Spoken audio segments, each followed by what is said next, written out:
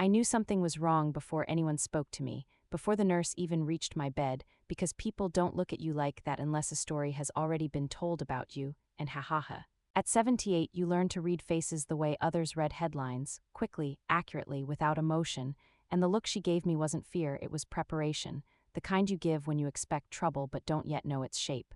And she held the clipboard tight against her chest like it might protect her, leaned in slightly, and said in that soft voice people use when they think you might break, "Your son mentioned you've been aggressive and confused." Inside, I almost laughed, not because it was funny, but because it was so carefully chosen, those two words, aggressive and confused, like they'd been rehearsed, like they'd been tested out loud somewhere else before landing here on me. And my hip still ached from the fall, a dull, honest pain, nothing dramatic, just the body reminding you it has limits now. But my mind, my mind was clear, sharper than the smell of antiseptic in that room. Sharper than the hum of the lights above me, and I remember thinking how strange it is that pain is allowed at my age but clarity is questioned, and I said calmly, "Did he?" Not arguing, not correcting. Because I've learned something important over the years: when someone is eager for you to deny something, silence makes them uncomfortable, and she smiled politely, nodded, talked about routine checks, observation, safety, and I nodded too. Because pushing back too early only helps the story they want to tell, and that's when I noticed it, the tiny black camera above the door, blinking quietly, like it had been there long before I ever needed it, and something inside me settled. Not relief exactly, but awareness, the kind that makes you sit very still, and then I heard footsteps in the hallway, familiar ones, heavier at the heel, quick at the toe, and I didn't need to see him to know it was my son. You don't stop recognizing your child's walk just because they've grown into someone you don't fully understand anymore. And when he entered, he smiled, that practiced concerned smile, the one meant to reassure doctors more than mothers. And he said, "Mom, you scared us," like concern had suddenly become a group project, and he sat close enough to seem attentive but not close enough to feel warm, and he repeated it again, the same words, aggressive, confused. Exactly the same order, exactly the same tone, and that's when I felt it, not anger, not fear, but a quiet click in my mind, like two puzzle pieces snapping together, because when two people use the same language about you, word for word, it means the conversation happened somewhere else first, and he talked about safety, about how I'd been forgetful lately, how I didn't seem like myself, and I watched his face as he spoke, not the words. But the way his eyes avoided mine when he said them, the way his mouth tightened slightly when he said confused, and I thought, when did my own clarity become something he couldn't recognize, and I stayed quiet. Because correcting him would have made me sound defensive, and defense is often mistaken for guilt. And silence, when paired with steady breathing, makes people talk more than they mean to, and sure enough, he filled the space, mentioning doctors. Assessments, observation, phrases that don't belong in a simple conversation between a son and his mother unless someone has planted them there, and he glanced once toward the ceiling, just once, not long enough to notice the camera, but enough to show he thought this room was private, and I felt a strange calm wash over me, ha ha ha. Not because I trusted him, but because I trusted that little blinking light, and when the nurse returned to check my vitals, she spoke to me gently, asked me my name, the date, where I was, and I answered easily, smoothly, and I watched my son's face change, just a flicker, confusion crossing it like a shadow. Because the version of me he had brought with him didn't quite match the woman answering those questions, and that moment, that tiny crack, told me everything I needed to know. This wasn't about my mind slipping. This was about someone wanting control before I realized I still had it. And when they both left the room, one after the other, I lay there listening to the hum of machines, the soft beeping that marks time in places like this. And I thought about how easily words can be used to shrink someone, how quickly concern can turn into accusation when age enters the conversation. And I didn't cry then, I didn't feel dramatic sadness, just a deep, steady awareness. The kind that says something is unfolding whether you rush it or not, and I kept my eyes half closed, pretending to rest, because people reveal themselves most honestly when they believe you're too weak, too old, or too unaware to notice. And somewhere above me that camera blinked patiently, and I wondered, not for the first time, who would forget it was their first, me, or the son who thought I no longer knew who I was.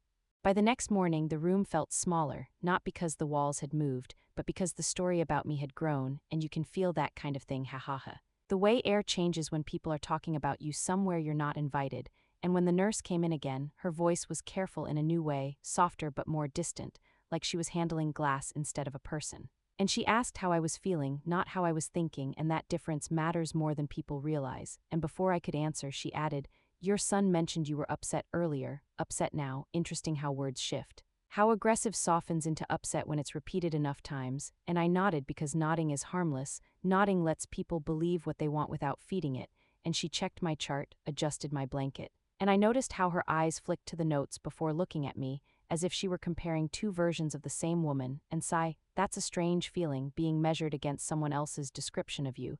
And then my son came back. Earlier than I expected, carrying coffee he didn't offer me, sitting down like he had something important to say, and he didn't start with concern this time, he started with certainty, telling me the doctor agreed observation was necessary. That it was probably just temporary, just a precaution, just a few days, just a few decisions being made without me, and he spoke slowly, the way people do when they think you might not follow. And I watched his hands while he talked, how they folded and unfolded, a nervous habit from childhood, and I remembered those same hands clutching mine when he learned to cross the street. And I wondered when he stopped trusting me to know where I was standing, and he said it again, almost casually, you were confused yesterday, like it was a fact we both accepted, and I finally looked him straight in the eye and asked, very gently, what did I say that confused you? And he hesitated just for a second too long, then said something vague about me seeming distant, distracted, not myself, words that mean everything and nothing at the same time. And I realized then that he wasn't lying in the usual way, he was repeating something he'd been told until it sounded like memory, and that hurt more than anger ever could, because anger can be argued with. But borrowed beliefs are stubborn, and the nurse came back with water and she asked me my name again, and the date, and I answered again, smoothly, easily, and this time she smiled, really smiled, not the polite one. But the kind that says something doesn't add up, and my son noticed it too, I could tell, because his legs started bouncing and he shifted in his chair and he cleared his throat and said, she has good moments, ha ha ha. Like clarity was a visitor that dropped by occasionally instead of something that lived inside me, and the nurse looked at him, then at me, then back at her chart, and something unspoken passed through the room, and after she left, he leaned closer and lowered his voice, Mom, we just want to keep you safe, and there it was, the word that ends conversations, safe, because once safety enters, autonomy quietly leaves, and I didn't argue, I didn't say he was wrong. I just asked him another question, the kind that sounds simple but isn't, safe from what? And he blinked, opened his mouth, then closed it, and finally said, from making decisions you might regret, and sigh, I felt that one land. Because regret is a word people use when they're afraid you'll choose something they don't want, and I thought of my life, the decisions I'd made, the marriage, the home, the years of budgeting and saving and caring. And how strange it was that none of those counted now, and he kept talking, filling the silence again, mentioning paperwork, evaluations, future planning, all spoken with a softness that made it sound reasonable, and that's when I knew. Truly knew that this wasn't about a fall or a hospital bed, this was about control arriving early, before I had a chance to notice it knocking, and I stayed quiet again, because every sentence he added revealed more than the last. And he said something about how hard it was for him, how stressful it had been watching me decline, and that word, decline, as if I were a building slowly collapsing instead of a woman who tripped on tile. And I could feel the tears pressing behind my eyes, not hot, not dramatic, just heavy, but I didn't let them fall, because tears would have fit too neatly into the story they were building. And then, almost as an afterthought, he said, the nurses are watching closely now, and he smiled when he said it, not cruelly but with relief, like someone who believes they've finally done the right thing, and that smile, that was the moment something inside me went very still. Because smiles don't belong in conversations about your mother's supposed confusion unless you're convinced you're winning something, and I glanced just briefly toward the ceiling, toward that quiet blinking eye. And I wondered if it was catching the way his face softened when he talked about me being watched, and after he left, the room felt heavy, and I let out a long breath I hadn't realized I'd been holding, and ha. I almost laughed then too, because it's absurd in a way how quickly age can turn love into supervision, and I lay there listening to the sounds of the hospital, carts rolling, voices murmuring, life continuing just outside the door. And I thought about how easily people accept a version of you that makes their lives simpler, and how dangerous it is when that version starts being written down, and I told myself quietly, calmly, this story isn't finished yet. Because the truth has a way of staying patient, and somewhere above the door, unseen and forgotten, something was still watching, waiting for someone to forget it was there. By the third day I understood something very clearly, and it wasn't about hospitals or falls or age, it was about silence, real silence, the kind people mistake for weakness, and I've lived long enough to know the difference. Because silence isn't empty, it's observant, it listens, it remembers, and it waits for people to show who they really are, and that morning I decided, consciously, not emotionally, that I would stay quiet on purpose, not because I was tired. Not because I was afraid, but because every time I spoke, the room reacted before listening, and every time I didn't, people filled the space with their own intentions, and they were generous with them. The nurse came in again. Different one this time, older, brisk, efficient, and she didn't ask how I felt at all. She checked the chart first, then looked at me like I was a question she'd already read the answer to, and she said, "We'll just do a few simple checks." Simple, another one of those words people use when they expect you to fail quietly, and she asked my name, the date, where I was, and I answered easily again, and she nodded, wrote something down. Then asked the same questions in a slightly different order, like she was hoping repetition would trip me up, and I almost smiled because memory doesn't crumble just because someone expects it to, and when she left, she didn't smile or frown, she just looked uncertain, which told me the notes in my file and the woman in the bed weren't matching. And that matters more than sympathy ever does, and later my son came back, alone this time, no nurse. No clipboard, just him and that careful expression he'd been wearing since this all began, and he sat down and didn't speak right away, which was new, and I let the quiet stretch. Because quiet makes people uncomfortable when they have something to hide, and sure enough, he sighed, rubbed his hands together, and said, "Mom, you're being very quiet," and I thought, yes, that's the point, but instead I just looked at him, steady, present, and he continued, "It's making the staff nervous, not worried, not concerned, nervous, because quiet doesn't fit neatly into checkboxes," and he leaned forward slightly and said, "You know, talking helps." And I almost laughed at that because talking only helps when someone wants to listen, and I asked him softly, "What would you like me to say?" And he hesitated again, that pause getting longer each time, and finally said, "That you're okay with what's happening," and there it was, the truth slipping out without realizing it, because what was happening wasn't medical, it was administrative, and agreement was more important to him than understanding, and I nodded slowly. Not yes, not no, just acknowledgement, and he relaxed a little, mistaking that nod for permission, and began explaining things I hadn't agreed to, observation periods, assessments, temporary limitations. All spoken like they were favors being done for me, an awe that hurt in a way that's hard to explain, because it wasn't cruelty, it was confidence, confidence that I wouldn't object, and confidence is dangerous when it's misplaced. And he said almost casually, "The camera's just standard," and my heart skipped just a little because that told me he'd noticed it but dismissed it, and I kept my face neutral because neutrality is camouflage, and I said nothing. And that silence did something interesting. It made him talk faster, explaining himself, justifying, saying things like "you don't remember," and "you weren't fully aware," statements that hadn't been proven, only assumed. And I felt a tightness in my chest then, not fear, not panic, but grief, because there's a specific kind of sadness that comes when your child starts speaking about you instead of to you, and my eyes stung, weeping just barely. But I blinked it back because tears would have fed the narrative, and I wasn't going to give them that.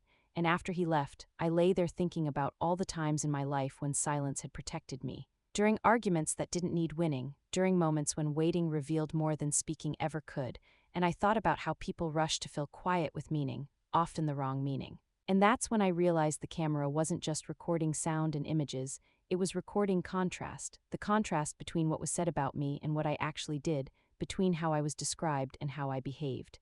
And that contrast is powerful because lies depend on noise, they depend on reactions, on raised voices and messy emotions, but silence gives the truth clean edges, and later that afternoon, a younger nurse came in. The same one from the first day, and she brought water, adjusted my pillow, and said quietly, almost to herself, "You're very calm," and I met her eyes and said, "I'm paying attention," and she paused just for a moment, then nodded. Like she understood something she couldn't write down, and when she left, she glanced once toward the camera, not suspicious, not fearful, just aware, and that told me something important too. That not everyone believed the story they'd been handed, and as evening came and the light in the room softened, I let myself breathe deeply, slowly, listening to the steady rhythm of the machines, and I thought, if they think silence means surrender, they've misunderstood me completely, because silence is how you let people walk far enough into their own words that there's no turning back. And I closed my eyes not to rest but to listen. Because when people think you've gone quiet for good, they start saying the things they should have kept to themselves. And above the door, that little camera blinked on, patient, loyal, waiting for the moment someone would forget it was there. And give away everything. The thing about being underestimated is that people stop being careful, and that's exactly what began to happen, sigh slowly at first, then all at once. And by the fourth day, the room felt less like a hospital and more like a stage where everyone thought they already knew their lines, and I lay there quietly, eyes half open, breathing steady, playing the role they'd assigned me without ever agreeing to it, and it worked better than I expected, because confidence makes people careless, and my son came in that afternoon with his phone already in his hand, talking before he even sat down, updating someone, probably outside the room, about how I was resting, how I'd been better today, and how they were keeping an eye on things, and he lowered his voice when he noticed I was awake. But not enough, and he smiled again, that same relieved smile, the one that said the situation felt under control, and I watched him without reacting, because reaction would have pulled him back into awareness. And I wanted him exactly where he was, comfortable, and then the nurse came in, clipboard tucked under her arm, and she spoke to him, not to me, about my progress, about compliance, about how calm I'd been in compliance. All that word stung more than aggressive ever had, because compliance assumes submission, not agreement, and my son nodded along, adding his own comments, repeating phrases he'd clearly practiced. She gets overwhelmed easily. She doesn't always understand what's happening, and I felt my jaw tighten just slightly, but I kept still because the more he talked, the more visible the gap became between his words and my presence, and then something shifted. Something small but important. The nurse glanced at me, really glanced, not the quick professional check, but a searching look like she was listening with her eyes, and she asked me directly, "Mrs. Hargreaves, do you feel confused right now?" And the room went very quiet and my son stiffened, and I met her gaze and said clearly, calmly, "No," and nothing else, no explanation, no defense, just no. And that one word seemed to echo louder than anything else I'd said all week, and the nurse nodded slowly, wrote something down, and left the room without another comment, and my son exhaled sharply, like someone whose rhythm had just been interrupted, and he laughed a little, forced. "See, she's fine right now, as if clarity were temporary, and he added, almost joking, "You just have to catch her at the right moments." And that's when I saw it. His eyes flicked up, not long enough to register consciously, but long enough for me to notice, straight to the corner above the door, straight to the camera, and then away again, and my heart gave a small, quiet thump. Not fear, not excitement, but certainty, because that told me he'd clocked it, seen it, and dismissed it, and people only dismiss cameras when they believe nothing they're doing could ever be questioned, and I stayed still, stayed quiet, letting him believe the room belonged to him, and he sat back, crossed his arms, and started talking about paperwork again, about how things would be simpler once everything was in place, and he used that word simpler like it was a gift. And I felt that ache again, not in my hip this time, but somewhere deeper, because simplification is often just control with a friendly face, and I wondered how long he'd been rehearsing these conversations. How many times he'd imagined them going differently, with me nodding along, agreeing, shrinking into the version he needed, and I said nothing because silence had become my mirror, reflecting his intentions back at him without distortion. And after he left, I let out a long breath, one I hadn't realized I'd been holding, and I stared at the ceiling, at that small black dome, blinking patiently. And I thought about how strange it is that we trust objects more than people sometimes, not because objects care, but because they don't lie. And later, when the younger nurse returned to check on me, she lingered a moment longer than usual, adjusting the monitor, smoothing the blanket, doing small, unnecessary things, and she said quietly, "You're very aware of your surroundings," and I smiled faintly, just enough to acknowledge her. And she hesitated, then glanced toward the camera, and then back at me, and in that look I felt something shift, a subtle alignment, like someone else had finally noticed the same crack in the story. And when she left, the room didn't feel heavy anymore, it felt alert, like something had woken up. And as evening settled in and the lights dimmed, I closed my eyes, not to sleep but to listen, because now I knew two things for certain. My son believed the camera was harmless, and the people around me were beginning to notice it wasn't. And when those two beliefs collide, truth doesn't need to shout, it just needs to wait, and somewhere above the door, that little camera blinked again, quietly collecting everything my son thought would never matter. What people don't understand about quiet is that it invites honesty, and once that invitation is accepted, it's hard to take back, and that afternoon the room felt different, not tense, not calm, just exposed. Like a window had been opened somewhere I couldn't see, and my son came in again thinking nothing had changed, thinking I was still resting inside the version of me he'd already decided on, and he sat down without looking at me right away, speaking instead toward the bed, toward the space, like he didn't need my eyes anymore, and he sighed, long and theatrical, and said, "They're watching closely now," and the irony almost made me smile, because yes, someone was watching, just not the way he thought, and he went on, talking about how difficult this had been for him, how draining, how scary, and I noticed how often he said I, how rarely he said you. And I wondered when concern quietly turned into performance, and then he said it, softly, confidently, "She doesn't really know what's happening most of the time," and there was no nurse in the room, no clipboard, no one to impress. Just him and me and that little blinking light above the door, and something about that made his voice change, less careful, less polished,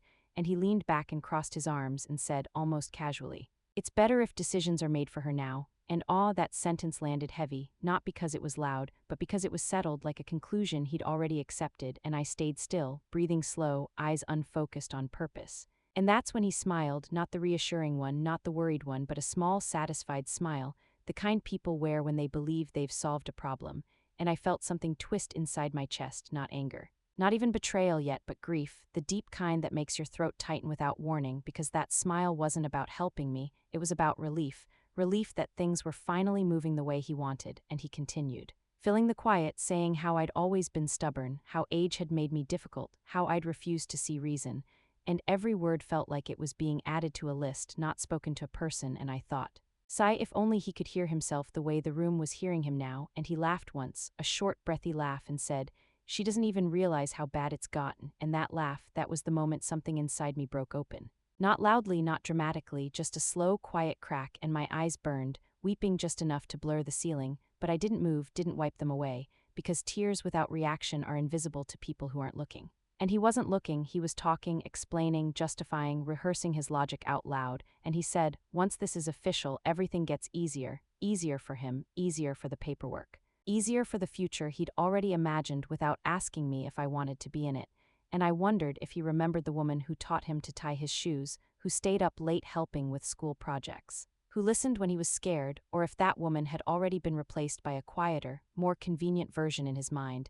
And then the nurse knocked and entered, breaking the moment clean in half, and my son straightened immediately. The smile gone, replaced with concern again, and he spoke differently now, softer, slower, mentioning how I'd been resting, how calm I'd been, how they were grateful for the care. And the nurse listened, nodded, then turned to me and asked gently, how are you feeling right now? And I answered honestly, tired, and it wasn't a lie because grief is exhausting. And she smiled kindly, adjusted my blanket, and left. And when the door closed, my son sighed again, this time with relief. And he said, see, no issues, and he stood, already halfway out of the conversation, confident, settled, unaware of what he'd just given away.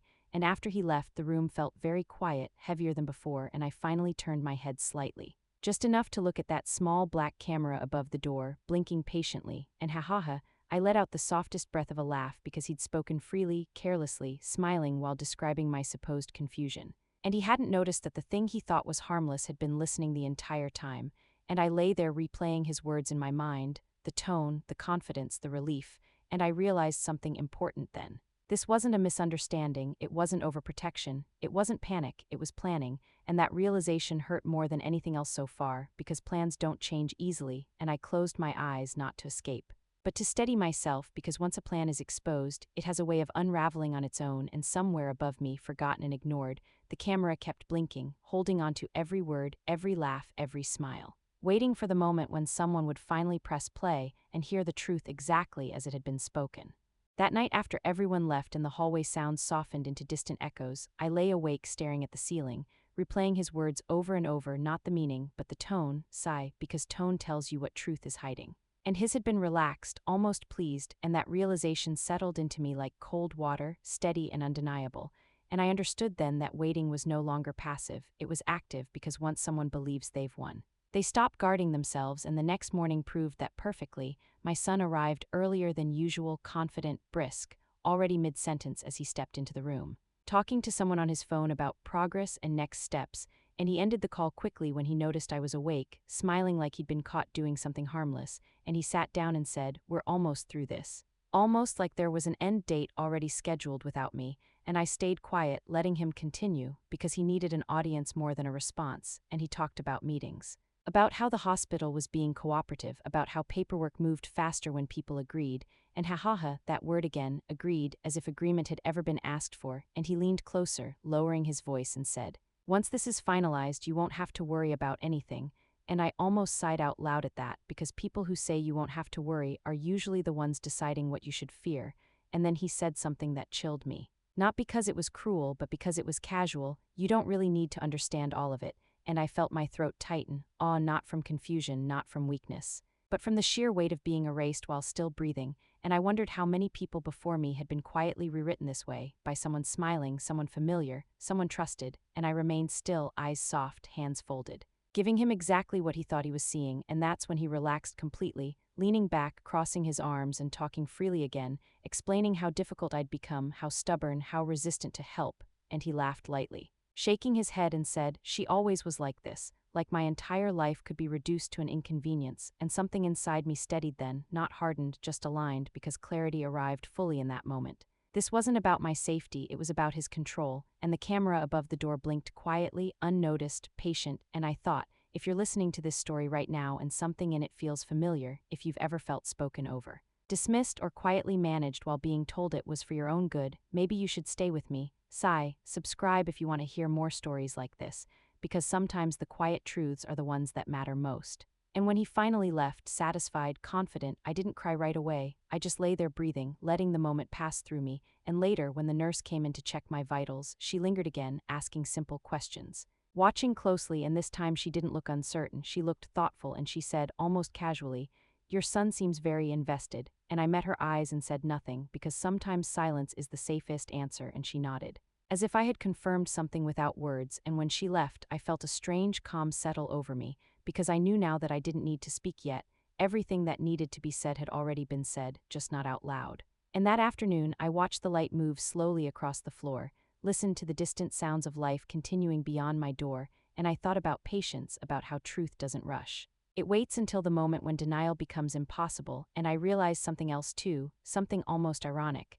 My son thought I was confused because I wasn't reacting the way he expected, but confusion looks messy, loud, emotional, and I was none of those things. I was quiet, observant, and very aware, and as evening approached, I closed my eyes again, not to rest but to listen, because I could feel it now, the story tightening. The words he'd spoken settling into permanent record, and soon, very soon, someone would listen, not to him, not to me, but to the space between our words, and that space, that space was about to tell the truth for me.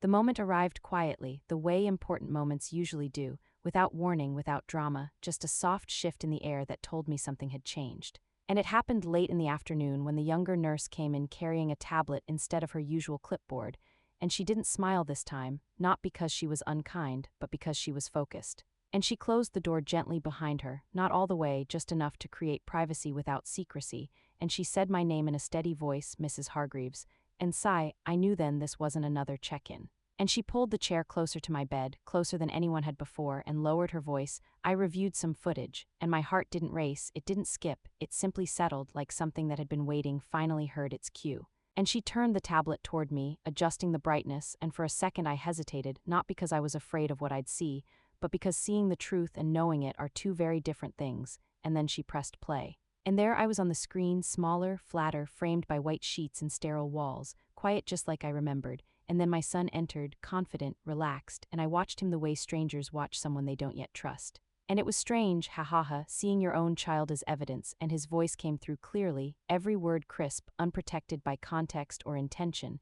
She doesn't really know what's happening most of the time. And I felt a tightness in my chest, awe not because I hadn't heard it before, but because hearing it again stripped of explanation made it heavier.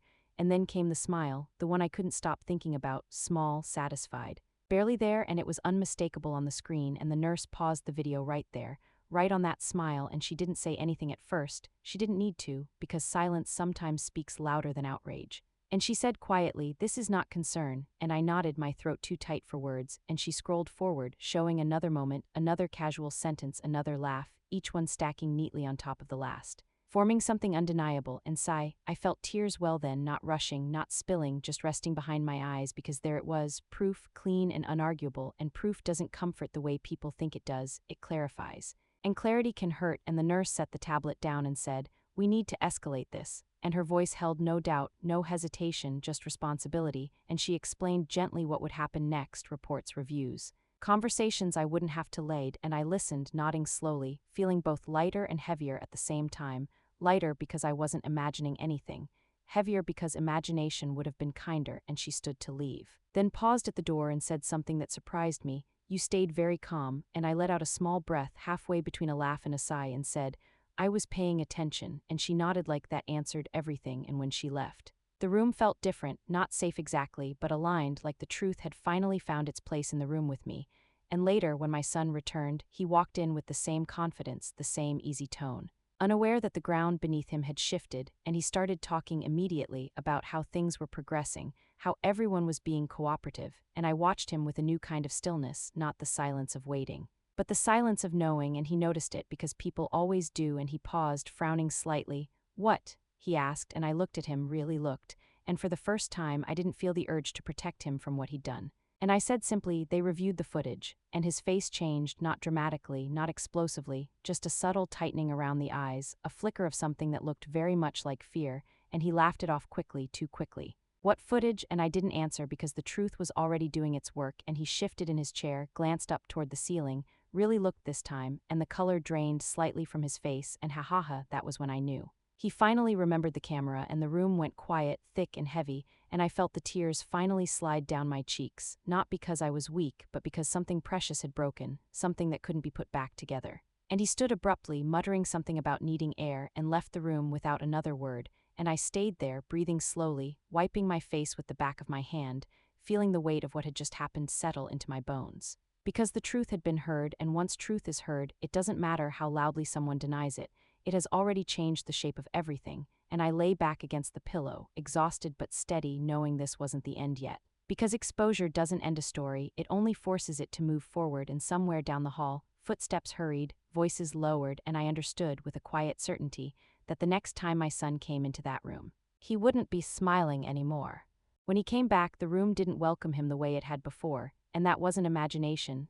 Places change once truth passes through them, and he stepped in slower this time, careful, like someone testing thin ice. And he didn't sit right away, just stood there with his hands in his pockets, eyes darting once more toward the corner above the door, and that alone told me everything. Because people only notice cameras when they're afraid of what's already been said, and he cleared his throat and tried to smile, but the smile didn't reach his eyes anymore, and he said my name softly. Like he was approaching an animal he wasn't sure would bite, and I didn't respond right away, not to punish him, but because silence had become honest between us, and finally he said, "They're taking this too far," and there it was. The shift, not denial of what he'd said, but resentment that it had been heard, and he paced once, then sat, leaning forward, elbows on his knees, and spoke quickly, explaining, reframing, minimizing. Saying things like out of context and misunderstood, words people reach for when facts refuse to move, and I listened, really listened, not to be convinced, but to understand how far he'd gone inside his own justification. And he said, I didn't mean it that way. And that sentence hurt more than any accusation, because meaning doesn't erase impact, and I said calmly, "I know exactly how you meant it," and he froze, looked up at me sharply. And for the first time all week, he really saw me, not the version he'd been describing, but the woman in front of him, clear-eyed, present, unafraid, and his voice dropped. "They think I was trying to control things." And I let out a slow breath, not a sigh, not a laugh, just air, and said, "Because you were," and the room went still, heavy like a held breath, and his face flushed, his jaw tightening as he searched for another argument, another angle. But there was none left, and he whispered, almost to himself, "I was just trying to help," and I felt tears gather again, not hot, not angry, just sad, because help doesn't require secrecy, and care doesn't need scripts. And I said gently, "Help doesn't smile when it takes something away," and that broke something in him. I could see it. His shoulders slumped, his hands trembling slightly, and he looked smaller then, not powerless, but exposed, and he asked, "What happens now?" And that question wasn't about me anymore, it was about him, and I didn't answer right away because the truth deserved space, and then I said, "Now the truth exists outside of us," and he nodded slowly, like someone realizing a door has closed behind them, and just then the nurse knocked and entered, followed by someone from administration, calm, professional, carrying a folder, and they spoke in even tones about procedure. About documentation, about next steps, and my son barely listened, his eyes fixed on the floor, and when they asked if I felt safe, if I felt pressured, I answered clearly, yes, I was pressured, and the words felt heavy leaving my mouth. Not because they were untrue, but because saying them made them permanent, and my son flinched at that, like the sound itself had struck him, and when the nurse finished speaking, she looked at me with quiet respect. And I felt something settle then, a kind of dignity returning to its place, and my son stood abruptly, unable to sit with it anymore, and said he needed time, space, answers, and he left without looking back. And the door closed softly behind him, not slammed, not dramatic, just final in a way that made my chest ache, and I let the tears come then, full and honest, weeping without shame, because grief deserves room too, and as I lay there, breathing through it, I realized something important. Exposure doesn't feel like victory, it feels like loss, because what's lost is not the lie, but the relationship you thought existed beneath it, and I wiped my face, straightened the blanket, and looked once more toward the camera, blinking steadily, and I thought, you don't need to raise your voice when the truth is willing to speak for you, and the story wasn't finished yet, but it had crossed a line it could never return from. After he left, the room felt strangely hollow, not empty, just quieter than it had ever been, like a house after an argument when everyone knows something important has shifted, but no one says it out loud. And I lay there staring at the pale wall across from me, listening to the hum of the machine beside my bed, sighs steady, reliable, doing exactly what it was meant to do, and I thought about how people say the truth sets you free. But they don't tell you that freedom can ache, that it can leave you sitting alone with thoughts you'd been avoiding for years, and I replayed his face in my mind, not the confident one from earlier days, but the one just before he walked out, tight, frightened, stripped of certainty. And that image hurt more than the lies, because lies can be untangled, but seeing your child realize what they've done stays with you. And the nurse came in quietly, checked my vitals, spoke softly, and asked if I needed anything. And I almost said no out of habit, but instead I asked for water because I needed something real, something simple. Something that wasn't wrapped in meaning, and she handed me the cup and squeezed my hand briefly before leaving. And that small human touch did more than all the explanations in the world, and time moved slowly after that. The way it does when your mind is busy but your body is still, and I thought about consequences, not the dramatic kind people imagine, not shouting or punishment or revenge, but the quieter ones, the ones that settle in over time. Like distance, like broken trust, like conversations that will never sound the same again, and I realized then that what my son had lost wasn't control or credibility or comfort, it was something softer and harder to replace. My unquestioning trust, and that loss doesn't show up on paperwork, it doesn't get documented in reports, but it changes everything. And later that evening, the administrator returned briefly, explaining that there would be follow-ups, boundaries, procedures, and that I wouldn't need to worry about anyone making decisions without my consent. And I nodded, thanked her, but inside I knew the real work wasn't theirs, it was ours, mine and his. And I wasn't sure yet what shape that work would take, and when night came, the hallway lights dimmed, the sounds softened, and I finally let myself cry properly. Not quietly this time, not carefully, but honestly, shoulders shaking. Breath catching, tears soaking into the pillow, because grief had finally found its way through the cracks.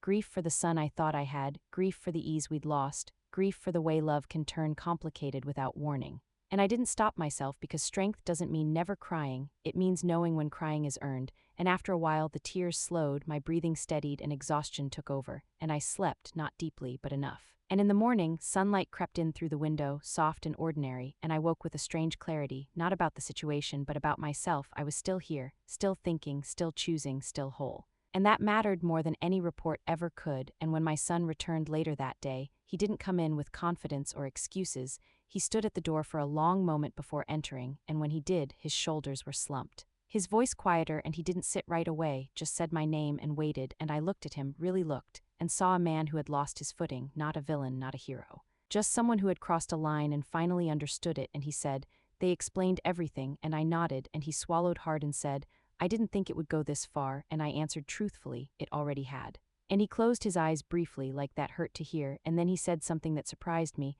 "I don't know how to fix this," and that honesty, raw and unpolished, softened something in my chest, because fixing isn't always possible. Sometimes all you can do is stop breaking things, and I said gently, "You start by listening," and he nodded, slow and careful, and sat down, and we didn't talk much after that, not because there was nothing to say, but because some things need time before words can carry them. And when he left, he didn't smile, didn't reassure himself, didn't pretend things were fine, and that, oddly enough, felt like progress.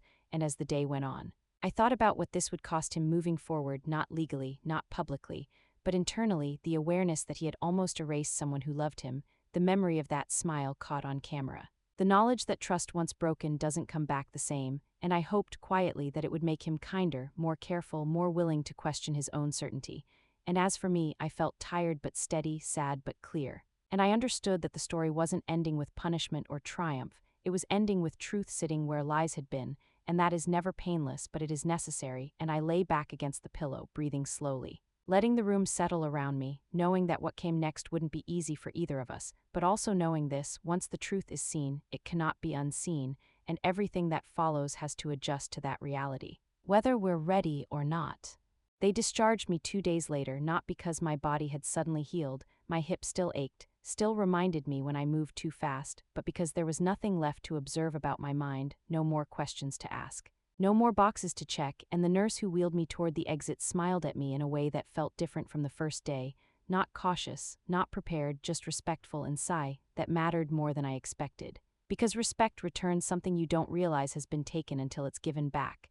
And my son waited by the doors, quiet, hands folded, no phone this time, no rehearsed concern. Just a man standing with the weight of what had happened settling into his shoulders, and he drove me home slowly, carefully, like he was relearning how to be around me, and the house looked the same when we arrived, but it didn't feel the same. And I understood then that places hold memories, but they don't decide what those memories become, people do. And I sat at my kitchen table and listened to the familiar sounds, the clock ticking, the kettle warming. And I felt something steady inside me, not anger, not victory, just resolve, and my son stood there unsure of what to do, and finally he said, "I'm sorry," not loudly, not defensively, just honestly, and I nodded. Because apologies don't fix things, but they open doors, and I told him, "I need time," and he accepted that without arguing, without persuading, and that was new. And after he left, I sat alone in the quiet, not lonely. Just alone, and I thought about everything that had happened, how easily voices can be taken away when people stop listening, how silence can be mistaken for weakness, and how awareness, once claimed, doesn't leave again. And ha, I almost laughed then, softly, because if you had told me that a small camera above a hospital door would protect my dignity, I would have doubted you, but truth has strange allies, and before the day ended, I made a few decisions of my own, small ones, quiet ones, but they were mine, and that felt important. And if you've stayed with me through this story, if you felt that tightening in your chest, that quiet anger, that sadness that doesn't shout, I want you to know something: your voice does not expire with age, your clarity does not belong to anyone else, and silence is not the same as surrender. And if stories like this matter to you, if you believe quiet strength deserves space, subscribe, stay here, because there are many stories that never get told simply because people assume no one is listening.